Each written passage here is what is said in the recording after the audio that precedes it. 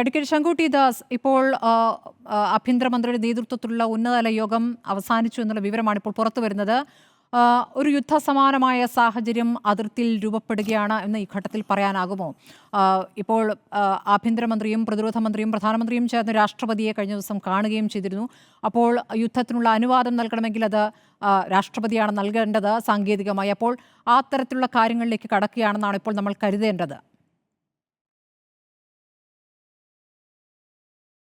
നമുക്കൊരു യുദ്ധം മുൻകൂട്ടി പ്രവചിക്കുക എന്ന് പറയുന്നത് ശരിയായ നടപടിയായി എനിക്ക് തോന്നുന്നില്ല. പ്രത്യേകിച്ചും അതൊക്കെ രാജ്യത്തിൻ്റെ ആഭ്യന്തര സുരക്ഷയുമായി ബന്ധപ്പെട്ട സംവിധാനങ്ങൾ, പ്രത്യേകിച്ചും സൈന്യത്തിൻ്റെ നേതൃത്വത്തിലാണ് അത്തരം കാര്യങ്ങളിലെല്ലാം അവസാനമായിട്ടുള്ളൊരു തീരുമാനം ഉണ്ടാവേണ്ടത്. ഇന്ന് ആഭ്യന്തരമന്ത്രിയുടെ നേതൃത്വത്തിൽ ചേർന്നിട്ടുള്ള ഉന്നതതല യോഗത്തിൻ്റെ പ്രധാനമായിട്ടുള്ള അജണ്ട എന്ന് പറയുന്നത് ഇൻഡസ് വാട്ടർ ട്രീറ്റി ക്യാൻസൽ ചെയ്യുന്നതുമായി ബന്ധപ്പെട്ട് രാജ്യം സ്വീകരിക്കേണ്ട പ്രൊവിഷൻസ് എന്തൊക്കെയാണെന്നുള്ളതാണ്. നമുക്കറിയാം, 1960 മുതൽ നിലനിൽക്കുന്ന വേൾഡ് ബാങ്കിൻ്റെ മധ്യസ്ഥതയിൽ രൂപീകരിച്ചിട്ടുള്ള ഒരു ട്രീറ്റിയാണത്. ആ ട്രീറ്റിയാണ് ഇപ്പോൾ ബൈസറൻ വാലി അറ്റാക്കിൻ്റെ പശ്ചാത്തലത്തിൽ അത് കെപ്റ്റിൻ അബയൻസ്, അതായത് തൽക്കാലം മരവിപ്പിച്ച് നിർത്താൻ നമ്മുടെ രാജ്യം തീരുമാനിച്ചിരിക്കുകയാണ്. ഇതുണ്ടാക്കുന്ന വലിയ ദൂരവ്യാപകമായിട്ടുള്ള പ്രത്യാഘാതങ്ങളുണ്ട്. അതെങ്ങനെയാണ് നമ്മൾ ആ കാര്യവുമായിട്ട് മുന്നോട്ട് പോകേണ്ടത് എന്നതുമായി ബന്ധപ്പെട്ട ആലോചനകൾക്കും ആസൂത്രണങ്ങൾക്കും വേണ്ടിയിട്ടാണ് ഇന്ന് ഉന്നതതല യോഗം ചേർന്നിട്ടുള്ളത്.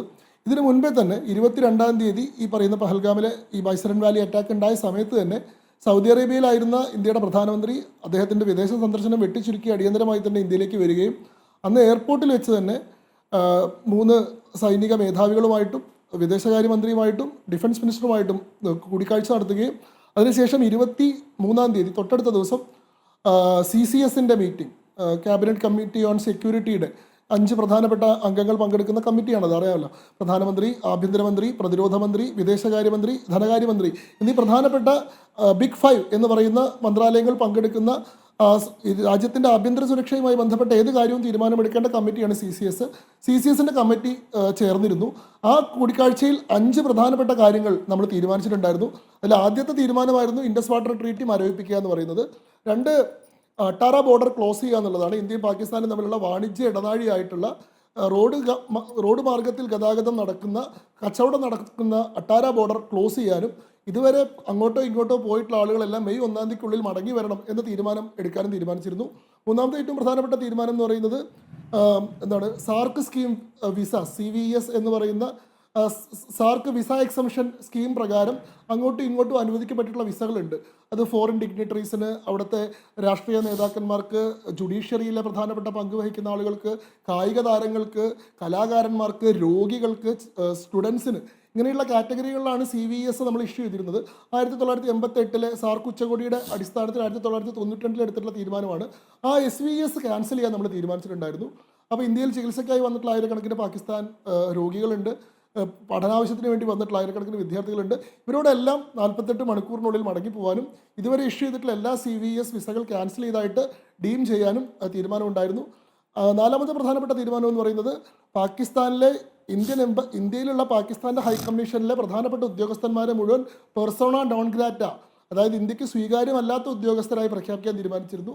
പ്രധാനമായിട്ടും ഡിഫൻസ് അഡ്വൈസർമാർ, മിലിറ്ററിയുടെ, നേവിയുടെ, എയർഫോഴ്സിൻ്റെ ഡിഫൻസ് അഡ്വൈസർമാരെയും അവരുടെ സപ്പോർട്ടിംഗ് സ്റ്റാഫിനെയും മുഴുവൻ പിൻവലിക്കാനും അടിയന്തരമായിട്ട് അവരോട് രാജ്യം വിടാനും നമ്മൾ നിർദ്ദേശിച്ചിരുന്നു. 5-മത്തെ പ്രധാനപ്പെട്ട തീരുമാനം ഇന്ത്യയിലെ പാകിസ്ഥാൻ ഹൈക്കമ്മീഷൻ്റെ പ്രവർത്തനം നാമമാത്രമായി ചുരുക്കാൻ തീരുമാനിച്ചിരുന്നു. നിലവിൽ 55 അംഗങ്ങളാണ് പാകിസ്ഥാൻ ഹൈക്കമ്മീഷൻ ഇന്ത്യയിലുള്ളത്. അതിൽ പ്രധാനപ്പെട്ട സ്റ്റാഫിനെ മുഴുവൻ നമ്മൾ റദ്ദാക്കുകയാണ്. ഏതാണ്ട് 30 അംഗങ്ങളുടെ താഴെയിലേക്ക് പാകിസ്ഥാൻ ഹൈക്കമ്മീഷൻ്റെ ഇന്ത്യയിലെ പ്രവർത്തന സംഖ്യ കുറയും.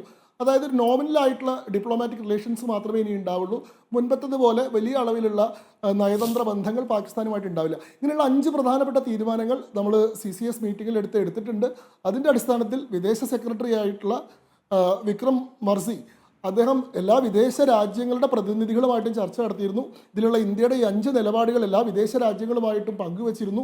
എല്ലാ വിദേശ രാജ്യങ്ങളുടെയും പിന്തുണ അദ്ദേഹം ആർജിച്ചിരുന്നു. ഇതിനെ തുടർന്ന് പ്രധാനമന്ത്രി 23-ാം തീയതി ലോകത്തിൻ്റെ പ്രധാനപ്പെട്ട ശക്തികളായിട്ടുള്ള ലോകരാഷ്ട്രങ്ങളുടെ തലവന്മാരുമായി ഫോൺ വഴി സംഭാഷണം നടത്തിയിരുന്നു. US-ൻ്റെ പ്രസിഡന്റുമായി, UK, Italy, France, Germany, Israel എന്നീ രാജ്യങ്ങളുടെ തലവന്മാരുമായി അദ്ദേഹം ഫോണിൽ ചർച്ച നടത്തിയിരുന്നു. ഈ ഇന്ത്യയുടെ ഇത്തരത്തിലുള്ള എല്ലാ ശ്രമങ്ങൾക്കും വിദേശ രാജ്യങ്ങളുടെ പൂർണ്ണമായിട്ടുള്ള പിന്തുണ ഉറപ്പുവരുത്തിയിട്ടുണ്ട്. ഇനി ഇതിൻ്റെ അടിസ്ഥാനത്തിലുള്ള നടപടികൾ എന്താണ് നയതന്ത്ര തലത്തിലുള്ള നടപടികൾ ഒരു വഴിക്ക് നടക്കും. സൈനികമായിട്ടുള്ള നടപടി തീർച്ചയായിട്ടും ഉണ്ടാവും. പക്ഷെ സൈനികമായിട്ടുള്ള നടപടി എപ്പോൾ, എങ്ങനെ, എന്ത് എന്ന് പറയാൻ നമ്മൾ ആളുകളല്ല. ആ കാര്യത്തിൽ സൈന്യത്തിന് തന്നെ സമ്പൂർണ്ണമായിട്ടുള്ള അധികാരമുണ്ട്. നമുക്കറിയാം, ഇതിനു മുൻപ് ഉണ്ടായിട്ടുള്ള ക്രോസ് ബോർഡർ ടെററിസത്തിന്റെ കാര്യങ്ങളെല്ലാം തിരിച്ചടിച്ച പാരമ്പര്യം നമുക്കുണ്ട്. ഉറിയിൽ കയറി അവർ ആക്രമണം നടത്തിയപ്പോൾ നമ്മൾ പാകിസ്ഥാന്റെ LOC ക്രോസ് ചെയ്ത് പോയിട്ട് ഭീകരവാദ ക്യാമ്പുകൾ മുഴുവൻ തകർത്തിട്ടുണ്ട്. പക്ഷെ അത് 11 ദിവസങ്ങൾക്ക് ശേഷമാണ്, അടുത്ത ദിവസം തൊട്ടടുത്ത ദിവസമല്ല. പുൽവാമയിൽ അറ്റാക്ക് നടന്നതിന് മറുപടി പറയാൻ വേണ്ടി ബാലാക്കോട്ടിൽ പോയിട്ട് എയർ സ്ട്രൈക്ക് നടത്തി പാകിസ്ഥാന്റെ ലോഞ്ച് പാഡുകൾ മുഴുവൻ തകർത്തിട്ടുണ്ട്. അത് തൊട്ടടുത്ത ദിവസമല്ല നടത്തിയത്. അതിൽ സൈനിക ഉദ്യോഗസ്ഥന്മാർ പറയുന്നത് a date and place of അവർ ചൂസിംഗ് എന്നുള്ളതാണ്. നമ്മുടെ സൗകര്യാർത്ഥം നമ്മൾ തിരഞ്ഞെടുക്കുന്ന സ്ഥലത്തും സമയത്തും വെച്ച് നമ്മൾ തിരിച്ചടിക്കും. ആ തിരിച്ചടി അവരെ മുൻകൂട്ടി അറിയിച്ചുകൊണ്ടോ അത് മാധ്യമങ്ങളിൽ പ്രസിദ്ധീകരിച്ചുകൊണ്ടോ അല്ല നമ്മൾ ചെയ്യുന്നത്.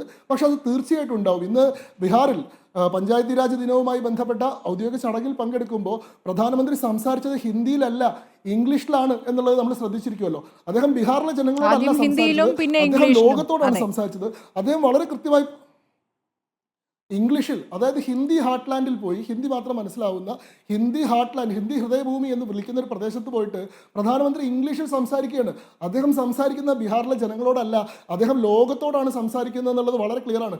അദ്ദേഹം പറഞ്ഞു, ഇന്ന് ഈ ബീഹാറിന്റെ മണ്ണിൽ നിന്നുകൊണ്ട് ഞാൻ പറയുകയാണ്, ഇവിടെ നടന്നിട്ടുള്ള ഈ തീവ്രവാദ ആക്രമണത്തിന് മറുപടി പറയാതെ പോയില്ല. ഇതിന്റെ പിന്നിൽ പ്രവർത്തിച്ചവരാരായാലും അവരെ ഓരോരുത്തരെയായി തെരഞ്ഞുപിടിച്ച് കണ്ടുപിടിക്കുകയും അവരെ ഓരോരുത്തരെയും ശിക്ഷിക്കുകയും ചെയ്യും. ലോകം മുഴുവൻ ഇന്ത്യയുടെ പ്രതികാര നടപടി കാണും എന്ന് അദ്ദേഹം പ്രഖ്യാപിച്ചിട്ടുണ്ട്. തീർച്ചയായിട്ടും ആ നിലയിലുള്ള തിരിച്ചടി ഇന്ത്യയുടെ ഭാഗത്തു നിന്നുണ്ടാവും. അതിന്റെ ദിവസമോ സമയമോ നിശ്ചയിക്കാൻ നമ്മൾ ആളുകളല്ല. ശരി, ഡോക്ടർ മോഹൻ വർഗീസ്, ഒരു ബാലാക്കോട്ട് പോലെ ഒരു തിരിച്ചടിയാണോ ഇനി സാധ്യത? എന്താണ് താങ്കളുടെ ഒരു വിലയിരുത്തൽ? തിരിച്ചടി ഉണ്ടാകുമെന്നുള്ള കാര്യം വളരെ പരസ്യമായി തന്നെ പ്രധാനമന്ത്രിയും പറയുന്നു, ലോകരാജ്യങ്ങൾ കേൾക്കാൻ പാകത്തിൽ തന്നെ അത് അറിയിക്കുകയും ചെയ്യുന്നുണ്ട്. അപ്പുറത്ത് പാകിസ്ഥാന്റെ ഭാഗത്തുനിന്നും വെല്ലുവിളി പ്രതികരണങ്ങൾ നടത്തുന്നുണ്ട്. ഇന്നത്തെ പ്രതികരണം ഒന്ന് നോക്കൂ. ഇവിടെ ആക്രമണം നടത്തിയ ഭീകരരെ സ്വാതന്ത്ര്യ സമര പോരാളികളായിട്ടാണ് അവർ വിശേഷിപ്പിക്കുന്നത്. ഇന്നലെ വരെ നിങ്ങൾ തെളിവ് കാണിക്കൂ എന്ന് പറഞ്ഞവർ ഇന്നിപ്പോൾ അവരെ സ്വാതന്ത്ര്യ സമര പോരാളികളായി വിശേഷിപ്പിക്കുകയാണ് ചെയ്യുന്നത്. സ്മൃതി, ഇവിടെ ശ്രദ്ധേയമായ കാര്യം, പാകിസ്ഥാന്റെ 2 നേതാക്കന്മാർ, ഒന്ന് ഡിഫൻസ് മിനിസ്റ്റർ, മറ്റേത് വിദേശകാര്യമന്ത്രി, ഈ 2 പേരുടെയും ഭാഗത്തു നിന്ന് വന്ന സംസാരം ശ്രദ്ധയോടെ കേട്ടാൽ നമുക്ക് മനസ്സിലാകും പാകിസ്ഥാന്റെ ഇൻവോൾവ്മെന്റ് ഇതിൽ വളരെ പ്രകടമാണ്. അതിനകത്ത് ഡിഫൻസ് മിനിസ്റ്റർ വ്യക്തമായി സംസാരിക്കുകയാണ്, കഴിഞ്ഞ 30 വർഷമായി പല രാജ്യങ്ങളുടെയും അഭ്യർത്ഥന പ്രകാരം ഞങ്ങൾ പല കാര്യങ്ങളും, അരുതാത്ത പല കാര്യങ്ങളും ചെയ്തു കൂട്ടിയിട്ടുണ്ട്, ഭീകരവാദികളെ ഞങ്ങൾ സഹായിച്ചിട്ടുണ്ട്. അദ്ദേഹം പൂർണ്ണമായും കുറ്റപ്പെടുത്തുന്നത് യുണൈറ്റഡ് സ്റ്റേറ്റ്സ് ഓഫ് അമേരിക്കയാണ്. അപ്പോൾ പാകിസ്ഥാന്റെ ഭരണകൂടം, യുണൈറ്റഡ് സ്റ്റേറ്റ്സ് ഓഫ് അമേരിക്ക, പാകിസ്ഥാന്റെ ഭരണകൂടം യഥാർത്ഥത്തിൽ ഇങ്ങനെയുള്ള വിധ്വംസക പ്രവർത്തനങ്ങൾക്ക് കൂട്ടുനിൽക്കുന്നു എന്ന പരസ്യമായ കുറ്റസമ്മതമായി വേണമെങ്കിൽ അതിനെ കാണാം. അതുകൊണ്ട് എക്കാലത്തും പാകിസ്ഥാൻ എടുത്ത നിലപാട് എന്താണ്? B distance from militancy. അത് ശരിയല്ല. ഇപ്പൊ എസ്റ്റാബ്ലിഷ്മെന്റിന്റെ ഭാഗത്തുനിന്ന് തന്നെ അതിന് അബദ്ധത്തിലാണെങ്കിൽ പോലും സ്ഥിരീകരണം ഉണ്ടാകുന്നു. 2, അത് ആ പാകിസ്ഥാന്റെ തന്നെ വിദേശകാര്യ മന്ത്രിയുടെ ഭാഗത്തു നിന്ന് വന്ന പ്രതികരണമാണ്. അത് വളരെ ദുഃഖം എന്നല്ല പറയുന്നത്, അബദ്ധമെന്നാണോ പറയുക, ഒരു പരമപുച്ഛമെന്നാണോ പറയുക, എനിക്കറിയില്ല. ഇത് തീവ്രവാദികളായ ആളുകൾ അവിടെ ഇത്രയും ആര്യൻ കൊല നടത്തിയപ്പോൾ അവരെ വിളിച്ച പേരെന്താണ്? Freedom fighters. നമ്മൾ ആലങ്കാരികമൊക്കെ പറയും സ്മൃതി, 1 man's terrorist is another man's freedom fighter. അപ്പം ഇങ്ങനെ ഫ്രീഡം ഫൈറ്ററുടെ രീതി ഇതാണോ ജിഹാദ്? ഫ്രീഡം ഫൈറ്ററിന്റെ ഒരു രീതിയില്ലേ? അപ്പൊ 28 പേരെ നിസ്സഹായരായ ആളുകളെ, അവരെ സൈനികര് പോലും അല്ല എന്ന് ഓർക്കണം, അവരെ മതം ചോദിച്ച് വധിക്കുന്ന രീതിയാണോ യഥാർത്ഥത്തിൽ ലിബറേഷൻ അല്ലെങ്കിൽ ഫ്രീഡം ഫൈറ്റിംഗ് എന്ന് പറയുക? അപ്പം ഈ 2 കാര്യങ്ങളും വ്യക്തമായി ഇന്ത്യ വിദേശ വേദികളിൽ, അന്താരാഷ്ട്ര വേദികളിൽ ഉന്നയിക്കും. ശ്രീ ശങ്കുത്തിദാസ് സൂചിപ്പിച്ചതുപോലെ ഈ ഇന്ത്യ എല്ലാ പഴുതുകളും അടച്ചുകൊണ്ട് വിദേശ രാജ്യങ്ങളുടെ നേതാക്കന്മാരെയും അവരുടെ അംബാസിഡർമാരെയും അവരുടെ എംബസികൾ എവിടെയെല്ലാം ഉണ്ടോ ആ രാജ്യങ്ങളിലെല്ലാം എംബസികളിലെ ആളുകളെ അല്ലെങ്കിൽ ഹൈക്കമ്മീഷണർമാരെ വിളിച്ച് സൗത്ത് ബ്ലോക്കിൽ വിളിച്ച് കാര്യങ്ങൾ ബ്രീഫ് ചെയ്തു. ഇന്ത്യ എടുക്കാൻ പോകുന്ന നടപടികൾ ലോകരാജ്യങ്ങൾ അംഗീകരിക്കാനുള്ള സാധ്യത ഏറെയാണ്. കാരണം കഴിഞ്ഞ 30 വർഷം മുൻപുള്ള ഭാരതമല്ല ഇന്നത്തെ ഭാരതം, ഒരു 30 വർഷം മുമ്പുള്ള പാകിസ്ഥാനുമല്ല ഇന്നത്തെ പാകിസ്ഥാൻ. മുൻകാലങ്ങളിൽ ഒരു 10-15 വർഷം മുൻപ് വരെ പാകിസ്ഥാന് യുണൈറ്റഡ് സ്റ്റേറ്റ്സ് ഓഫ് അമേരിക്കയിൽ നിന്നും നിർലോഭമായ സാങ്കേതിക, സൈനിക, സാമ്പത്തിക സഹകരണങ്ങൾ, സഹായങ്ങൾ ലഭിച്ചിരുന്നു എന്നതൊരു വസ്തുതയാണ്. യൂറോപ്യൻ സമൂഹം പാകിസ്ഥാനെ വളരെ വളരെ സ്നേഹത്തോടുകൂടി, വാത്സല്യത്തോടുകൂടി കണ്ടിരുന്നു. ഇന്ന് അതെല്ലാം മാറിയിരിക്കുന്നു. പാകിസ്ഥാൻ അബട്ടബാദിൽ ബിൻ ലാഡന് അഭയം നൽകിയപ്പോൾ അതൊരു ഫെയിൽഡ് സ്റ്റേറ്റ് ആണ്. അത് മാത്രമല്ല, നിരന്തരം പരാജയപ്പെടുന്ന പാകിസ്ഥാന്റെ സമ്പദ് വ്യവസ്ഥ ഒരിക്കലും കരകയറാനാവാത്ത രീതിയിൽ ആഭ്യന്തര വൈരുദ്ധ്യത്താൽ ഉഴലുന്ന പാകിസ്ഥാൻ.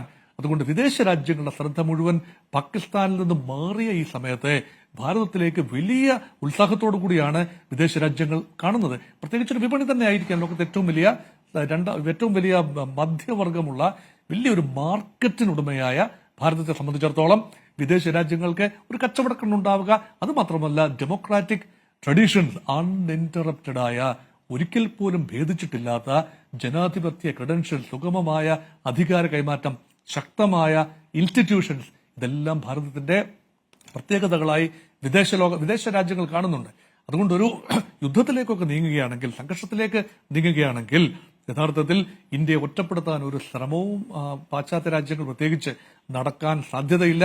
മുൻകാലങ്ങളിലെ പോലെ ഇപ്പോൾ ചൈനയും വലിയ തോതിലുള്ള സഹായവുമായി പാകിസ്ഥാൻ അനുകൂലമായി എത്താനുള്ള സാധ്യത ഇപ്പോൾ കാണാനാവില്ല. കാരണം പ്രത്യേകിച്ച് വ്യാപാര യുദ്ധമൊക്കെ പ്രഖ്യാപിച്ച് ട്രംപ് ഇങ്ങനെ വലിയ തോതിൽ കലിച്ചു നിൽക്കുമ്പോൾ വ്യാപാര യുദ്ധം മൂക്കുന്ന സ്ഥിതിയിൽ ചൈന ഇന്ത്യ സഹകരണം പോലും ആവശ്യമായി വരും. ചൈനയ്ക്ക് നിലനിൽപ്പിന് വേണ്ടിയുള്ള പോരാട്ടത്തിൽ ജിയോ പൊളിറ്റിക്കൽ കാര്യങ്ങൾ മാത്രം വെച്ചുകൊണ്ട് കാര്യങ്ങൾ തീരുമാനിക്കാനാവില്ല. അതുകൊണ്ട് തന്നെ യുദ്ധസന്നാഹമായി ഇന്ത്യ മുന്നോട്ട് പോകുമ്പോൾ അനുകൂലമായ ഒരു സ്ട്രോങ് വിക്കറ്റിൽ, അല്ല പോൾ പൊസിഷനിൽ നിന്നുകൊണ്ടാണ് ഇന്ത്യ ഈ സജ്ജീകരണങ്ങളെല്ലാം ഇപ്പോൾ എടുത്തിരിക്കുന്നതെന്നാണ് എന്റെ അഭിപ്രായം. ശരി.